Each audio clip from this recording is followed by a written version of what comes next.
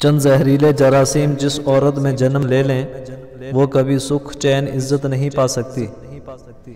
جس عورت میں چند عادتیں حرکتیں اور کمزوریاں ہوں تو گھر کی بربادی کا باعث بنتی ہیں۔ انہی وجوہات کی بنا پر گلشن اجڑتے اور ویران ہوتے ہیں۔ از راہ کرم اپنے مستقبل کا خیال رکھتے ہوئے یہ طریقے فی الفور چھوڑ دیں۔ نمبر 1، خاوند کے سامنے اونچا بولنا۔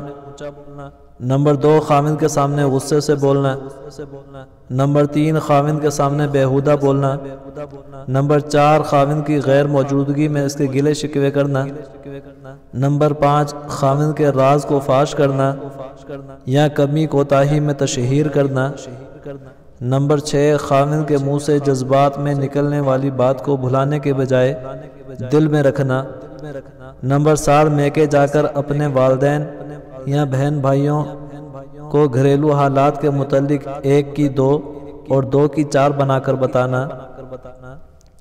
اے خاتون اسلام، یہ 7 ایسے زہریلے جراثیم ہیں کہ جس عورت میں یہ جنم لے لیں وہ کبھی سکھ چین اور عزت نہیں پا سکتی، مگر افسوس کہ آج کل ہر عورت یہ مہلک جراثیم بڑے فخر سے اپنے اندر موتیوں کی طرح سجائے بیٹھی ہے۔